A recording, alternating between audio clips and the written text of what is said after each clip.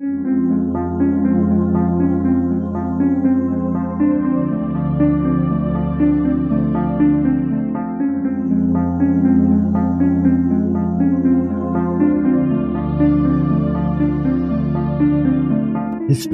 tells the story of the world and of our lives. Sometimes that history goes bump in the night.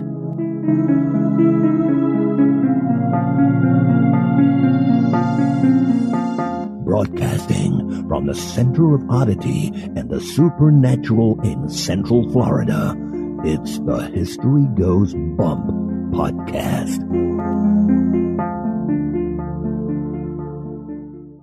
Hello, you spooktacular people. Welcome to this 590th episode of the History Goes Bump podcast. Ghost Tours for the Theater of the Mind. I am your host, Diane. And this is Kelly. Kelly, on this episode, we're going to be doing a location that has been suggested to us by so many listeners, I couldn't even list them all. And it's been a lot of them recently. I don't know why it's been on the radar for so many people recently, but I think a lot of people are going to love this one. Lake Lanier in Georgia. Oh, looking forward to it. And we're going to be joined on this podcast by a couple of ladies who are going to share a lot of their information about Lake Lanier with us. I think the listeners are really going to love this episode. And now, this moment in Oddity.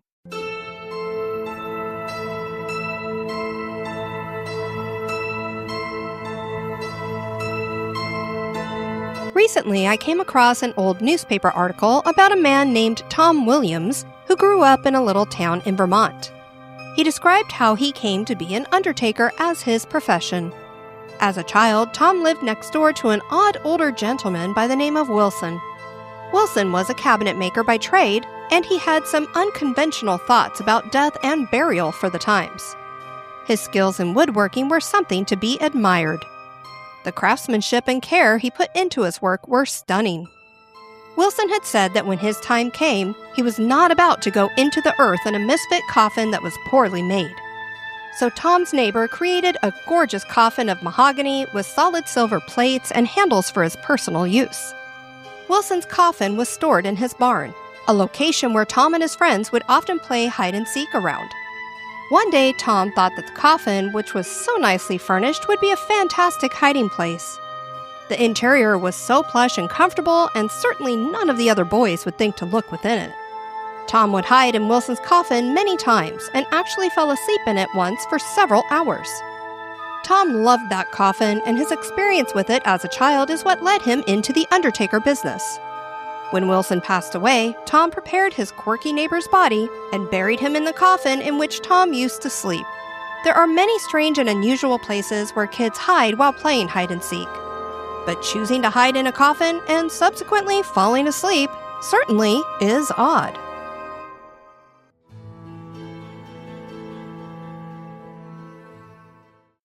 Some say the lake holds secrets, and those secrets are best left undisturbed. And now, this month in history.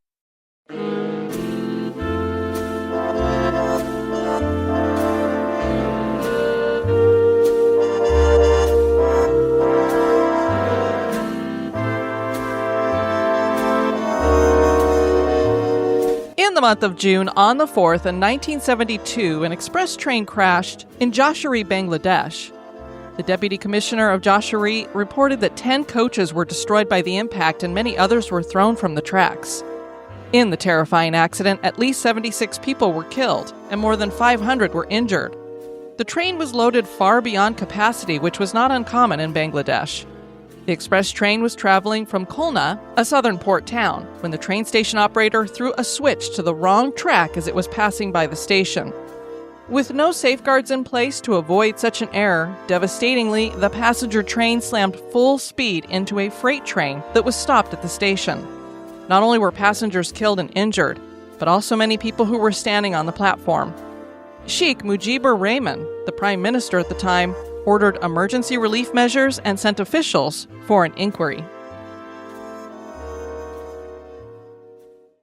Lake Lanier in Georgia is an extremely popular recreational area. This is a man-made lake that was created when the Buford Dam was built in 1956 and covers 50,000 acres. Many lakes across America have been fashioned in this way without causing hauntings. that's not true for Lake Lanier. What is it that makes this lake so haunted? Was it the destruction of the Black community of Oscarville? Could it be the handful of cemeteries that were supposedly relocated before Lake Lanier was filled? Oh, you never want it to be supposedly. No. On this episode, we are joined by the hosts of the Spirits Uncorked podcast, Elizabeth Grimes and her sister, Erica. Elizabeth also started Lanier Ghost Tours, and they are here to talk the history and hauntings of Lake Lanier.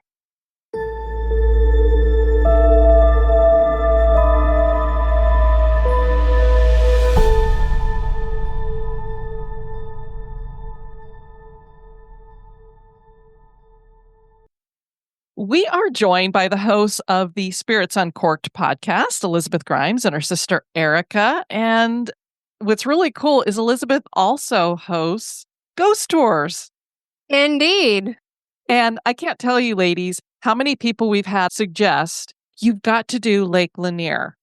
And we're like, okay, we'll go ahead and do it. And then when we had our little social thing that we got together, you had mentioned, oh yeah, I do the Lanier Ghost Tours. And we were like, wait, you do Lake Lanier? Yep. So we are really excited to talk to you. How are you, ladies? Great. Thanks for having us. Yes, thank you.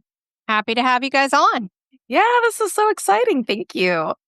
Obviously, you guys are into the paranormal. What got you into it to begin with? Well, we'll start with Elizabeth. Well, for me, I think what got me into it was so I live in Atlanta, Georgia. It's not far from Lake Lanier. I didn't know anything about Lake Lanier until I moved here. And actually, my husband got a job at Lake Lanier, so he works at Lake Lanier. And that's when I really started developing. I always had an interest in like the mysterious and the creepy, but I wasn't full into it. And it really wasn't until I just got fascinated with Lake Lanier and all there is to explore and all the mystery surrounding it that just really I just dug in deeper and deeper and deeper. My sister, Erica, who is a little bit more into the creepy than me, that should be the best person to dig in with me. So I recruited her to to do the podcast with me. But she's got a little bit more background with paranormal and creepy stuff. We call her the weird little sister. Yeah. Well, we're all about the weird kids. So, Erica, how about you? What got you into it to begin with? As a child, I was always experiencing like shadow people. I had a lot of really creepy experiences growing up. And so it wasn't necessarily by choice. But as I got older, I got really into scary movies and actually researching a lot of stuff. And so that was already something I was looking into. And so then when Beth was like, oh, I'm going to do a ghost boat tour, I was like, yes. And when she brought up a podcast and wanted me on there, I was like, obviously, like that's just a given. Yeah. One leads into the other. So are you sensitive then, Erica? It sounds like you might be. I have thought about that and I'm not entirely sure. I think I've always been open to it. And I know that I hear a lot of things. Like there's kind of like an audiology side of things. And I think I'm probably more prone to that than anything else.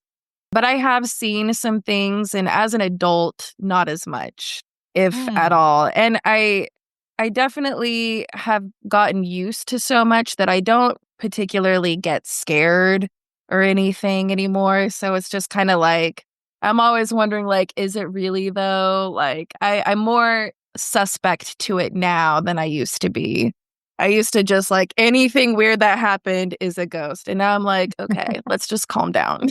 Well, it sounds like you're an open-minded skeptic like we are. Yeah. So, things can happen, but it's not necessarily something that we immediately jump to. Oh my gosh, that's a spirit for sure. Right, right. But we've had enough experiences as well. But there's a lot of things that you can explain away also.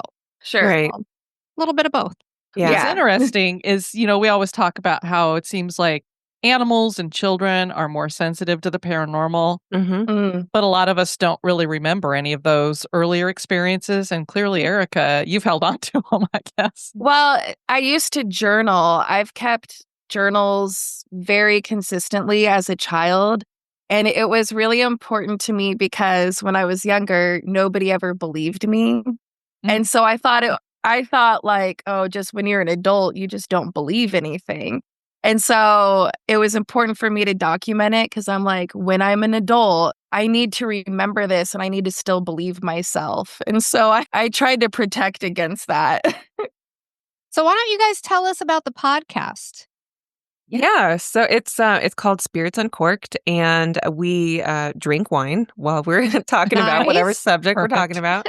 But we did start it at the same time that I started Lanier Ghost Tours, and so the whole first season is just the two of us kind of dissecting Lake Lanier. I mean, we just talk about all the history and the folklore and the wildlife and how the wildlife kind of relates to the paranormal a lot of times, and. Sure. That was the entire first season. And so we really learned a lot. And I learned a lot to take with me on the ghost tours. And it was really fun. And so we decided the second season, which we just started releasing our second season episodes. And we are branching out a little bit more. And we're talking about different things, different experiences, not necessarily related to Lake Lanier, although we still bring that up because it's just, such a part of our lives. So now we just kind of talk about different things while we're drinking wine. Very good. Who doesn't want to talk about spooky stuff while you're drinking wine? Or we also like to partake in beer. So, it all goes together. We enjoy both. We're equal opportunity. So, yes. As are we. And the other thing that we wanted to do when we started, because Eric and I we like to drink wine, but we realized we didn't really know how to talk about wine or taste wine or what your palate is supposed to do. So we thought that would be a good way to kind of force us to educate ourselves a little bit on wine. So that was one goal. I'm not sure how well we've succeeded. Not so much. Trying to make our palates more sophisticated. But we did try. We are still trying. Yeah, we're still working on it. All I can say is you like what you like. So, yeah, I mean, yes, sure. you can go and have a sommelier tell you this, that, and the other. And you might take a sip and go, yeah, no. That's right. Yeah. So. Exactly. We have cheap palates. Well, our comfort wine tends to be like the cheaper stuff. So. Yeah. Hey, that doesn't suck. I am right there too. I mean, there's some that I'm sure people would turn their nose up at. And I'm like, right. and sometimes it's the more expensive stuff that you sip it and you're like, should I act like I'm like, oh, this is so everybody's talking about it, and you're like, yeah. Did they really mean that? Or they just I know. It's expected. I've had some very expensive wine in my past life, and I was kind of like, why don't you serve that to them over there? Because I don't want to feel like I'm not appreciating it enough. Right. So I'll pass. I'll bring my. It is what it is, right? Mm-hmm. Yeah, totally. For people who don't know, Lake Lanier is huge. So when you talk about doing a ghost tour at Lake Lanier, I'm sure people are thinking, okay, well, usually a ghost tour, it's a downtown or a small city area, and you walk around for about a mile. It takes about 60 to 90 minutes, and that's your ghost tour. So people are probably going, how do you do a ghost tour with a lake? And what's really cool about your ghost tour is it's a boat one. Yeah, so it's a little different. Yeah. Very unique. Yeah. It is. And Lake Lanier is huge. It covers 5 counties. And our tour lasts about 3 hours. We cover probably the most infamous spots on Lake Lanier. We do a stop in the middle where people, if it's warm out, people want to get in the water or whatever and swim, that we stop at a little island. They can walk around the island or they can get in for a dip. Nobody's been pulled under? No. No hands on the... No, nothing like that. Okay. Not yet anyways, but... That's not good for the tips if you start losing people. I know. Knock on wood. Well, there's some stops that we have purposely chosen to do after we do our swim stop. So people don't freak out. Yeah, so they don't freak out. But we do. But actually, safety is our very first priority, and so we have life jackets. My husband is a U.S. Army Corps of Engineers employee himself. He's first responder certified. We're both ex-military, so we take it very seriously and make sure everybody's extremely safe. Good. Cool. Thank you for your service. We appreciate it. Yeah, definitely. Oh, Erica's military too. She's in the Air Force, so she's actually about to get out. Goodness. The whole family. Awesome. Thank you so much, you guys. Majorly appreciated here. Yeah, thank you. Yeah, so it's a little bit of a different ghost tour. It's fun. We do it in the daytime. We do it in the afternoon, so it's actually not at night. Which So is it's good since it's, you don't really want to be on a lake at night. That's right. That's right. So it's not too, scary. We actually think it's very family friendly. And we even had like a homeschool group come out on it because it's pretty educational. You learn a lot about the history and stuff like that. So yeah, it's been a lot of fun. And as we know, through the years, whether it's talking about haunted places or investigating them, it doesn't matter what time of day it is. The ghosts aren't like, oh, it's not quite 9:00 at night, so we can't come out. Yep, that's right. Yeah. Well, and it would be so dark on the lake anyway. You wouldn't be able to see a lot of the key places. Yeah. And to be honest, Lake Lanier is beautiful. I mean, it is some of the most beautiful scenery that you'll ever see anywhere.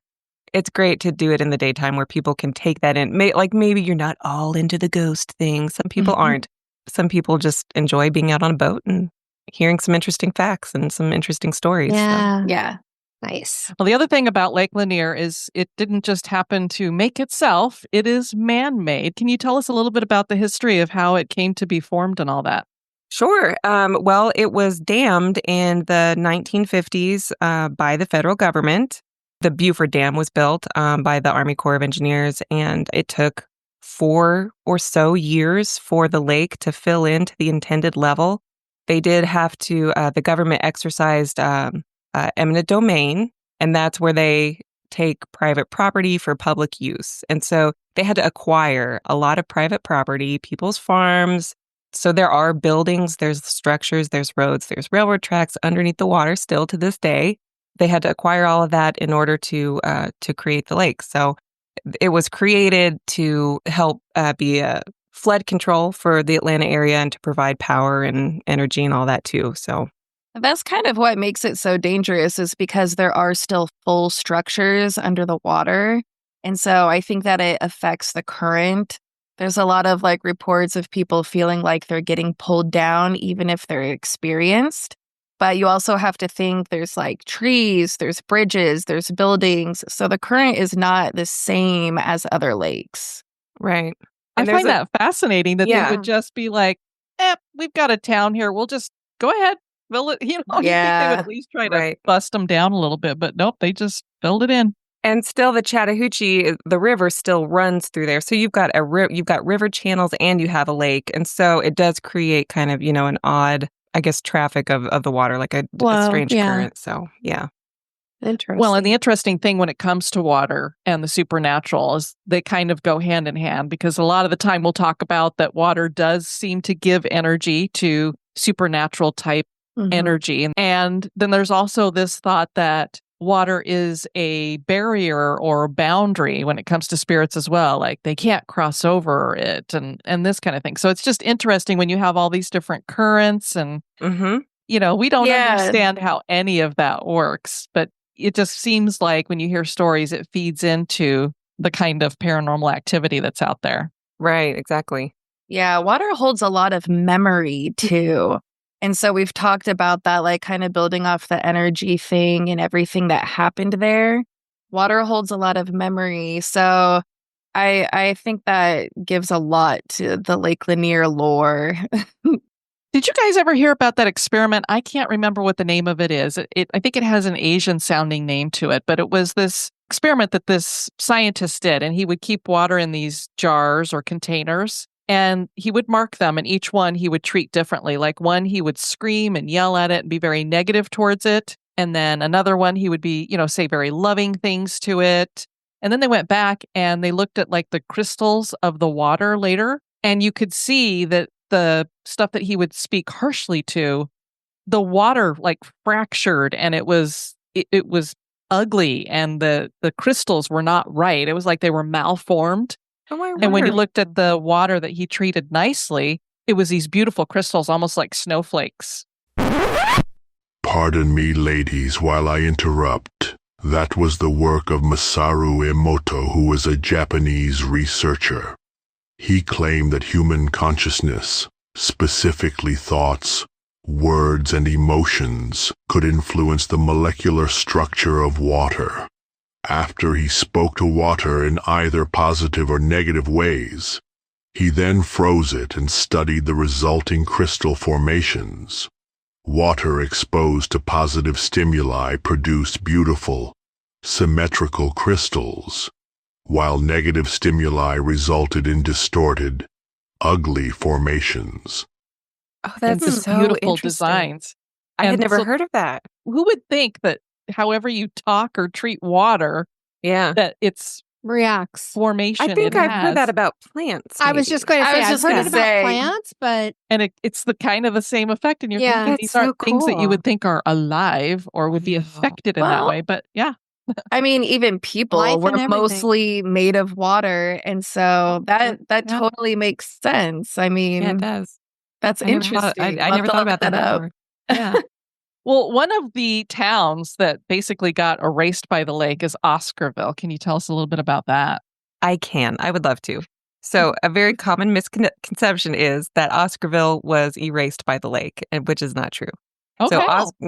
So Oscarville existed in 1912. It was a part of Forsyth County. You know, it was a rural community, but still had schools, post office, things like that. There was a community of Black residents of Oscarville, and that's probably what it's most famous for, was the racial violence that took place in 1912. In 1912, there was several instances of racial violence where the white residents chased out the Black residents, and it was basically a cleansing. And it made Forsyth County, the makeup of it became completely white residents, and that lasted all the way for 75 years after. That was in 1912, and the lake wasn't created until the 1950s. So there was a lot of time in between. So that is one common misconception that I do like to clear up, because I think it's important to not link the two, because by linking what happened in 1912 with the creation of the lake in 1950, you're leaving out a whole, several decades of really important stories. Oscarville got its start during the post-Civil War Reconstruction era. A large number of former slaves came to this area to start farms, and it was very prosperous. There were over 1,000 residents, and many owned or rented farms. Others were tradesmen. Atlanta had a race riot in 1906, and these tensions boiled over to Oscarville, which was north of Atlanta. In 1912, a series of racial conflicts erupted in the town. The first was the Ellen Grice incident. Ellen was a 22-year-old woman who accused 2 Black men of attempted rape. 5 Black men were arrested, and it was thought that perhaps Ellen was in a relationship with one of the men and that it had been discovered, and she was covering her tracks by lying about the attempted rape. If you are in a relationship with somebody, I would think you'd want to protect them, not blame them for something. Why 5 men were arrested when she said there were only 2 is beyond us. So I think they were just taking the opportunity to arrest a bunch of people there. several days later, an 18-year-old white woman named May Crow was found raped and unresponsive in the woods outside Oscarville. She was in a coma for 2 weeks before finally passing from the head trauma she had suffered. A confession was coerced out of a 16-year-old Black male named Ernest Knox. 4 other Black residents were arrested as accomplices. One of them was Rob Edwards, who was shot by a white vigilante group of 2,000 who broke into the jail. They dragged his body to the town square and hung him from a noose. Ernest Knox and another man named Oscar Daniels were found guilty and sentenced to hang. This was illegal at the time, so the judge ordered that the hangings take place behind a blind. If we hide it and nobody knows, then it's not illegal, ridiculous. right? The blind was burned down the night before, but the hangings went forward with 8,000 people watching. It was believed that none of these people were responsible for what happened to May Crow. Then came the Night Riders, who were white vigilantes that attacked Black communities in Forsyth County.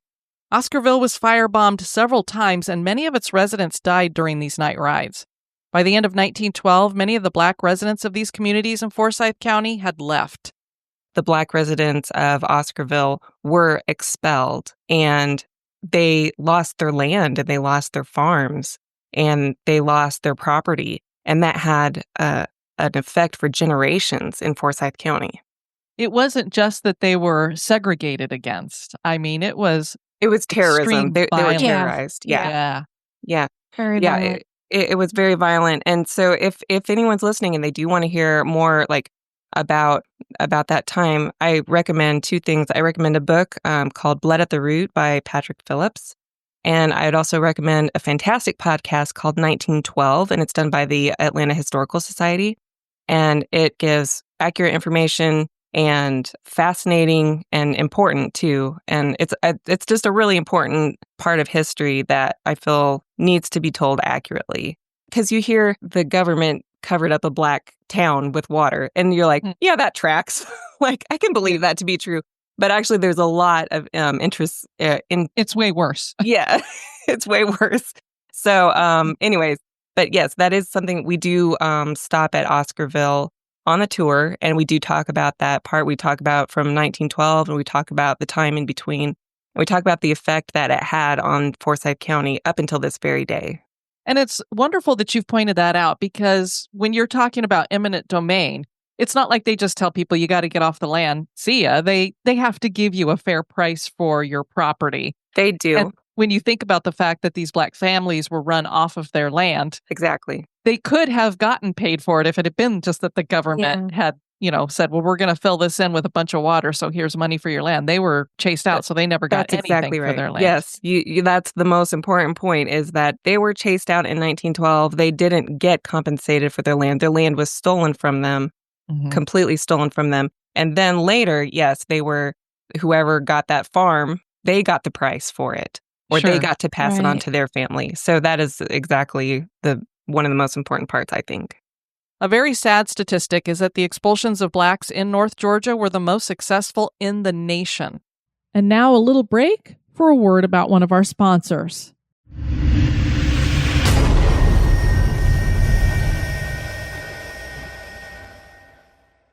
So are parts of Oscarville under Lake Lanier then? Yes. Okay. Mm-hmm. Yeah. Parts of Oscarville are under Lake Lanier, but there's still a gas station called Oscarville, Food Mart. So if you look on a GPS, some of it's on land, some of it's underwater.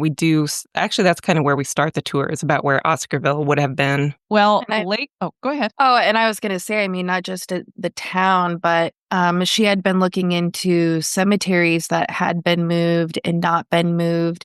And so there's a lot of probably unmarked graves from the Black community that the government wasn't going to take their time to look up, research, and move. And so that's kind of one of the sad things, is how much is still down there to include cemeteries and people's loved ones that probably can't trace them anymore. Yeah, right. Because of the things that the government did move, like if you think about the landscape at the time, to move structures, it requires roads. And, some of those rural places just didn't have the roads to transport all this stuff. And so it was like, this, and they were on a timeline that they have to kind of, so they had to make decisions about what they were going to move and what they didn't. So yeah, a lot of cemeteries were moved and a lot were not. There are so many locations that we've talked about where they say they moved the cemetery and then they didn't. So you can only imagine if they were going ahead and just flooding buildings and whole forests and all this other stuff. Yeah, they probably didn't take a lot of opportunity to move the cemeteries in this case either. And even some of the old family farms, where they had a family plot. Little plot, yeah. It wasn't like where a lot of people were buried, but maybe, I'm sure those were just overlooked as well, Yeah, I would imagine. Lake Lanier has the dubious distinction of being dubbed one of America's deadliest lakes. Yes, it does. So how many people have died here? And do you know of any stories about those deaths? Well, I can tell you that since its creation, I believe the number tends to be about 12 to 13 a year on average. Oh, wow. Over 200 since its creation have died. And it's not necessarily that everyone has drowned. Some of it's a boating accident or, suicides, things like that. But a lot of it is due to carelessness and not wearing a life jacket. People think that they're good swimmers, but when you're in the sun and you've had a couple of beers, you might not be the great swimmer that you think you are. And it's a huge lake. It's a really large lake, so that just ups the percentage. Right. So it does kind of have a reputation for having a disproportionate number of drownings compared to other lakes. Yeah, that's definitely true. As far as individual deaths, probably the most famous one would be the Lady of the Lake. And that took place in the 1950s. And that's when two women, they went dancing. They drove home from the dance hall and they were never seen again. It turned out they had run their car off the road and had both drowned, but they weren't discovered until much later. And one of the women, Delia Mae Parker Young, she's the woman in blue. She was wearing a blue dress that night. And people say to this day, they see a woman with blonde hair and a blue dress in that area at the bridge where they drove off and perished to this very day. We hear it all the time. I don't remember what episode, Beth, it was, but probably one of our best episodes is someone who had seen the Lady of the Lake, and she was a young child, and this lady, it wasn't this story of she was being killed by this person, she was being saved. And so it's really interesting because she described what the Lady of the Lake looked like, and she actually didn't know what the story was, and she perfectly described her. And it happened as a child. It happened as a child. So, yeah. Yeah, so that's probably one of our best, and she was able to describe it. And then on the podcast, we looked it up and we showed it to her in real time, and she was like, yes, that was her. And I was like, wow, it's just crazy. But I love that, though. Yeah, it's a beautiful story. I think it's episode maybe 14 of our 13 or 14. I don't remember, but it's a fascinating story. Just really everything she says is validated just so well. Just her storytelling and the way that we're coming up in real time. Yeah. We're like, look out of the map. Look at this. Wait, oh my gosh. Yeah. That's awesome. Yeah, but nobody has said that they feel fear or terror around her. You know, it's always in her case, she was being saved. It's always like a comforting, almost maternal feeling. Yes. That's what I was going to ask. I'm like, have you heard anything negative about her? No, never. No. Mm-mm. So it's very positive. And it's funny how people will be like, oh my gosh, this lake is just so evil. Because that's what you get a lot from Lake Lanier. And it's like one of the stories that we'd heard, Lydia Rose 003 wrote on Reddit in 2018, one night while I was swimming in the lake, my aunt and uncle and dad were up on the campsite, and I started to swim to the inner part of the lake, the part where all the rotting buildings are and cars are underwater. I was playing by myself when I felt a pull. Something was tugging my leg. It wasn't a seaweed-like plant that grew there. It felt like a hand. 2 to be exact. I started to scream and struggled to stay on top. I was too far out for anyone to hear me. I was only 7, but my swimming was pretty strong for a 7-year-old. I'm just saying, nobody was watching a 7-year-old swimming in a lake. That's a problem. Put down the beer and go get the kid. I started trying to kick the thing that was underneath me to no avail. I gave up. I let it take me underwater. I started to drown when I felt something pull my arms and pull me up. I was back on the shore somehow, and I started to cough, and I looked up at this man. He looked like a kindly African-American person. He wore a hat with no shirt on and swimming trunks. The only problem? My family and I were the only ones camping since it was a Sunday night and I didn't have school the next day. As I coughed up water, I thanked the man. He said it was no problem, and then he started to walk towards my campsite. I followed him, and then I told my dad and uncle, who were making hot dogs on the grill, that man saved my life. They looked at me like I had 2 heads. Lydia, what man? My dad asked, confused, and I stopped. The man that just saved my life and walked up to the campsite. My dad looked even more confused, so I looked around, and the African-American man was gone. I told them what happened, and they looked spooked. My skin was still cold from the water and oxygen, or lack thereof. Yeah, I believe it because that's probably the second most common thing that I hear is people feel they're being touched or grabbed under the water or that they see a hand or something under the water. Yeah. Hear that all the time, all the time, all the time. There's millions and millions of stories, that took place where that water is. So, who knows what spirits occupy that space and what their intentions are and what their stories were and what's going on. But I hear it all the time. And Beth wants me to be the one to jump in the water when we do some episodes. I was just going to say, we're probably I'm going to be up there in September. I ain't getting in the water. I'm the sacrificial lamb. First of all, I swim in the lake all the time, and my kids do too. I have 2 kids. They swim in there all the time. So, I mean, I'm not afraid of spirits, but I don't know that I like to see what's under the water. So Yeah. if it's dark, I don't necessarily want to get in the water. It is. So It true. is dark. Yeah. It's easy to say, you felt something, but you didn't see what it was. But, some Yeah. people swear. Some people swear, like, I know what a stick feels like. It wasn't a stick. Or, I know what a fish feels like. It wasn't a fish. I know what a hand feels like. It was a hand. You know what I mean? Yeah. So Yeah. I've heard that before. Sure. Yeah, because if you get caught up in a tree, it doesn't generally wrap its limbs around your ankle. Right. Yeah. So it is a different feeling if you have something that's literally pulling on you. And it's one thing to feel like you're pulling against something and you can't get free, but to feel something pulling you down or actually pulled down. Yeah. I mean, let's be real. We've all horsed around in a pool before. Yeah. It's like you kind of have a muscle memory of that type of thing. Yes. Yeah, We've all right. been pulled under by some jerk. I pulled you under. Why are you looking at me like that? Come on. What's interesting is you had the two women who went off the bridge. Was this a bridge that had like low railings? I mean, how did they end up having their car go off the bridge? It was an old bridge. That bridge doesn't exist anymore. There's a new bridge in about the same location. They were out dancing. Maybe they had been drinking. Sure. Maybe it wasn't a very sturdy guardrail. I mean, this was the 50s. And so it was probably Not the safe. safety measures weren't all that Sure. great. Yeah. And it's interesting that Delia is the one who's come back, but not the other. Not the other. Who's with her.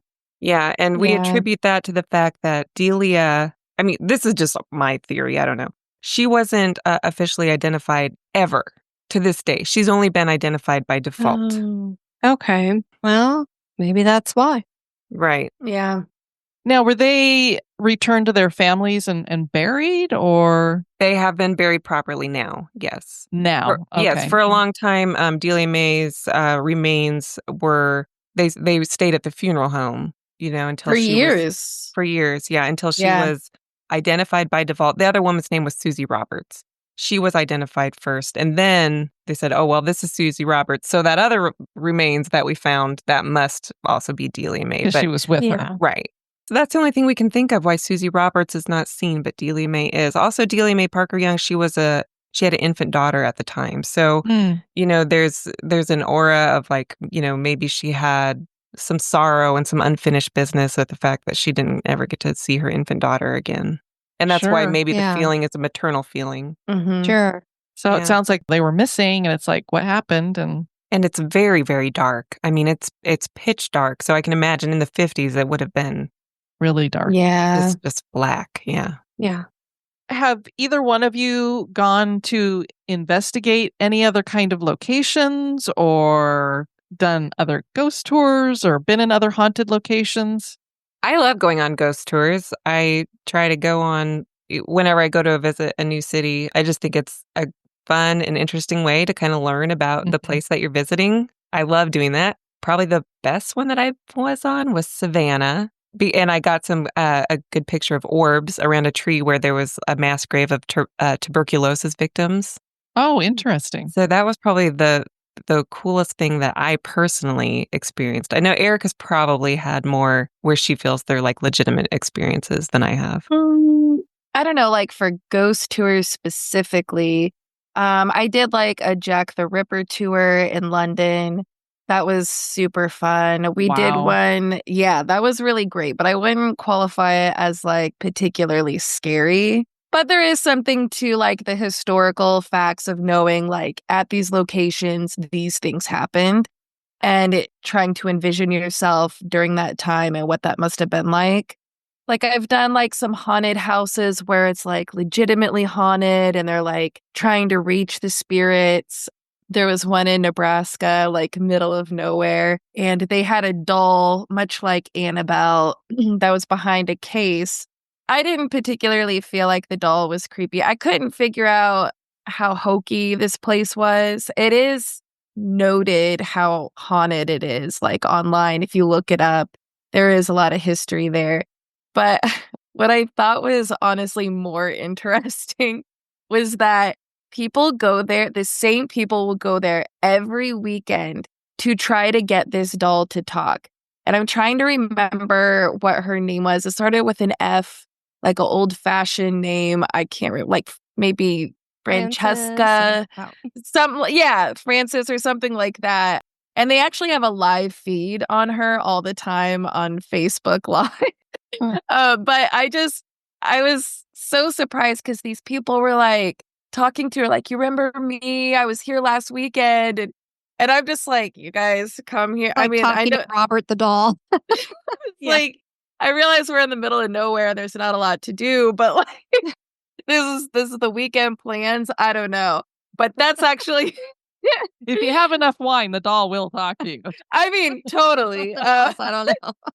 They had like other haunted artifacts. It was kind of giving like Ed and Lorraine Warren type of vibe. Vibes, So they took us down to the basement, and that's where I learned like the scientific like difference when they try to speak to spirits, and they use those flashlights that will unscrew and screw to turn the light on and off.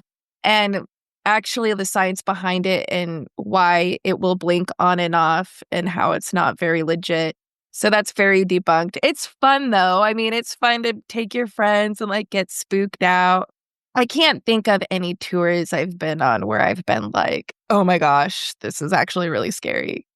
We do hope to go to the Queen Mary in San Diego at some point. I really want to do that. That'd be awesome. It's so great when you're on a ship that's that big and you can see all the way down the hallways. That to me, it doesn't even have to have any spirits. I'm like, that's just creepy to me to have these really, really long hallways that look like they go forever. Yeah. Yeah, I need to look up like what the haunted rooms are, and then we're going to have to stay in one of those. I bet the waiting list is super long, but yeah, we need to do that. Yeah, we do. I'm sure for the haunted, especially there's one room in particular. I think it was like something 23. Yeah, I can't remember. Well, I think I mix it up with like, I'm thinking of The Shining too. So. Oh, yeah. Yeah. I mean, the long hallways, I mean, it kind of gives you the vibes. Exactly. One episode we did where Beth was at Lake Lanier and she was using her EVP. Oh, and you had the sound box. Yeah. And it was funny because we were Zooming. So you were on your phone out on the lake, and then I'm here at home. And I mean, our equipment was going down over and over. Oh, on the sound box. That's right. So Beth asked. The spirit box. Yeah, the spirit box. She asked, like, is it okay if we share your story? And there was this audible, loud no. And wow. Everything went down. Wow. It was really scary. I was scared for her because I know she was peeing her pants. Yeah. That was the end of the night. That was the end of the night. Don't want to swim home. Yeah, I didn't hear from her again until she was in the car on the way home. Oh my God. Were you like in a panic going, please don't let my sister be dead? I was panicking, yeah. I was kind of like, I don't know. I knew you were getting out of there. I mean, there's been other times where we've talked about really creepy subjects, and like I have issues where stuff will go out on my side often. I don't know why. So I've lost electricity here a couple of times when we're talking about certain things. Yeah. So it's really weird. It was like a running joke. Like we're talking about some creepy spirit and Erica's mic would go out. Or like it happened like regularly. Yeah. Just Erica. All of my lights. And it was in the winter. So like it's pitch black out. So I had more lighting going on and everything would just go out. Yeah. And I was like, okay, well, I don't know. Guess we're done recording. I kept trying to press on, but I mean, these are very old apartments that I live in. I live in Alexandria, and I kind of live in a very old part of town. So I can believe that. Erica, I think you have some sensitivities that you do need to tap into a little bit more. I've definitely talked to some people about that before.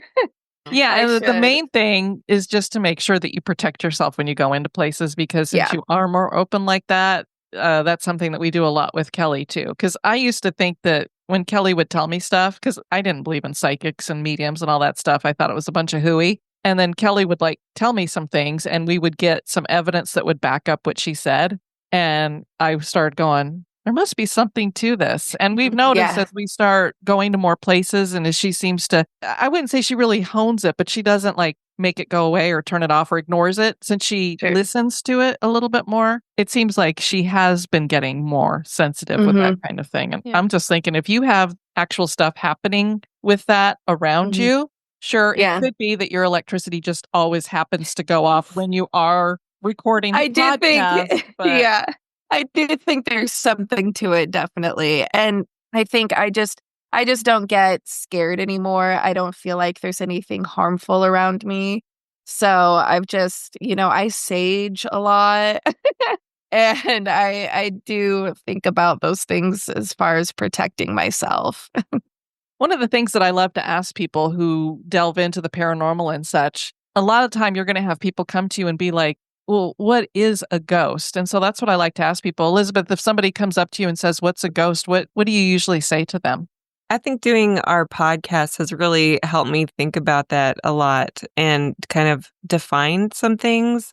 But I think the conclusion that I've come to, and Erica might agree with me, but that it's some kind of energy that we can't explain.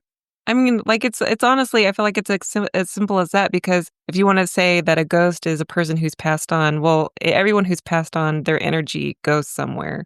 So their energy is still somewhere, even if they're buried. And it all comes in the form of energy. So that's kind of, I mean, it's really broad, but I guess that's what I would think of. And how about you, Erica? So I'm a really big believer in like multi-dimensions.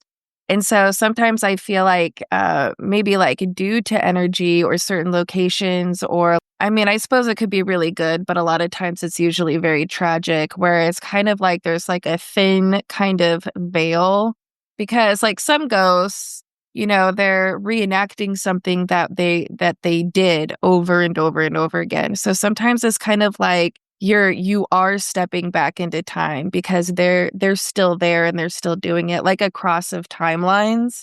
And so I think there's different kinds. And so, I mean, there can be energies that are out to hurt you, and that can cross over into different things. And I mean, like poltergeists are huge into energy and what you give to that energy. I don't know. I'm big into the dimensions. I haven't really like zeroed it down, but that's kind of what I think of initially. Oh, those are great answers. Through all the experiences we've had, I think there's multiple reasons behind whatever a haunting is. Well, and what I love about what you're doing, Elizabeth, is this is I would call it a family-run ghost tour. Yeah. This is an independent ghost tour. And this is what we really promote a lot on our podcast, because back, when I first started the podcast almost 11 years ago, that's all that there really was for ghost tours. There were a couple that were, and they had multiple cities that they would be doing it in. So you might find, I think there was one called Nightly Spirits and Ghosts and Gravestones that would be in like 3 or 4 cities, but that was about it. But now we have this huge conglomerate out there that seems to be sucking up all of the ghost tours. And every time you go on the internet and you're looking up a specific ghost tour, their stuff comes up all the time. I think he owns like 150 ghost tours now. And he also owns like the Lizzie Borden house and the Villisca Axe Murder house.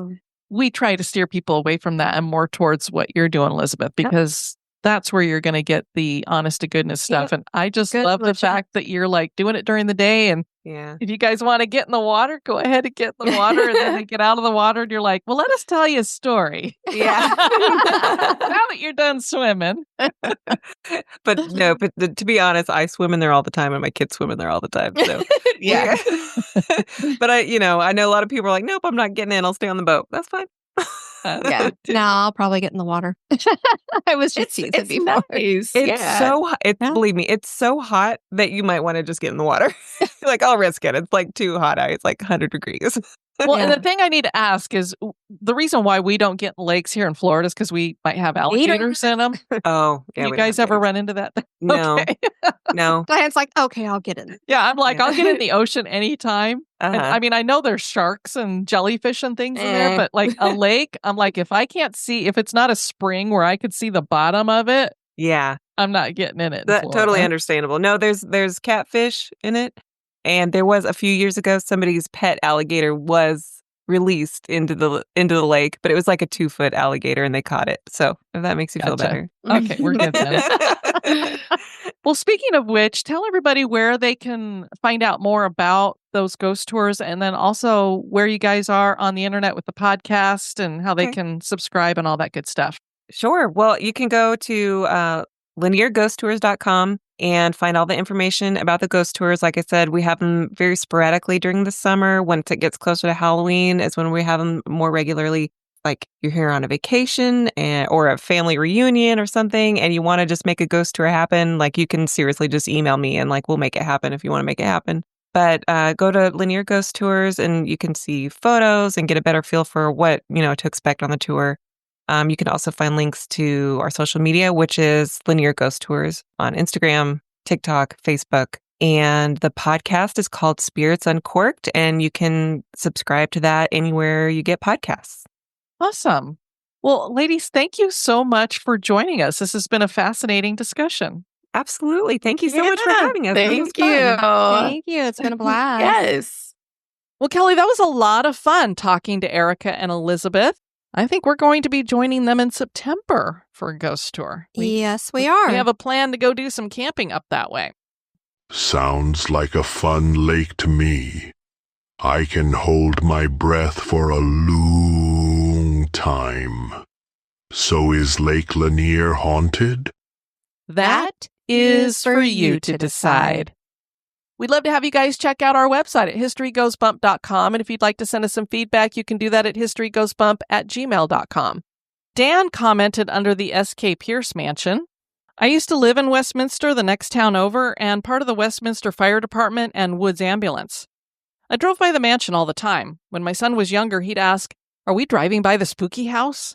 The Nichols and Stone factory building is owned by my father-in-law, and some of the old jigs and chair-making framework, as well as chair parts stamped with the name, were still there. I spent hours walking through that mill. As you may recall from previous conversations about me conversing with the dead, the factory has paranormal activity as well as the mansion. Some of my friends were fortunate to help with renovations in the mansion and all had experiences without trying to find them. How cool. Yeah, so it's cool. So the factory that was across the street apparently has some stuff going on too. Nice. Thanks for sharing, Dan. Want to thank you all for joining us on this episode. I've been your host, Diane. And this has been Kelly. You take care now. Bye-bye. Bye-bye. This episode is brought to you by our executive producers. Have a spooky experience that occurred at an historic location? Want to give us feedback or have a suggestion for the show? Share it with us at historygoesbump@gmail.com.